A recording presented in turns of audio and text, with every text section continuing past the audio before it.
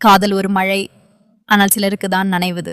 அவன் பெரும்பாலும் அருண், ஒரு விவசாயி மகன். தன்னம்பிக்கையுடன் பள்ளி முடித்து நகரம் சென்று வேலைக்கு சென்று சேர்ந்தவன். அவளும் அங்கேதான் வந்தாள். தியா.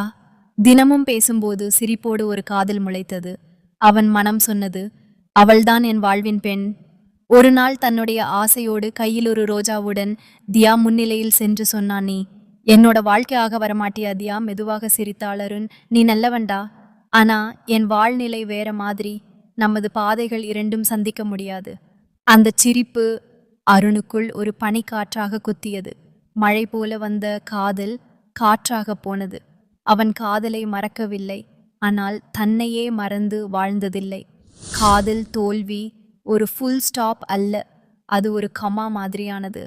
அவள் இல்லை என்பதற்கு நான் இல்லைன்னு சொல்லவே முடியாது. ஏனால் இப்போதும் என் வயலில் நான் இருக்கேன். வெற்றியோட காதலுக்கு யாராவது தேவையில்லை. உன்னை நேசிக்க தெரியலனா அதுதான் உண்மையான வலி.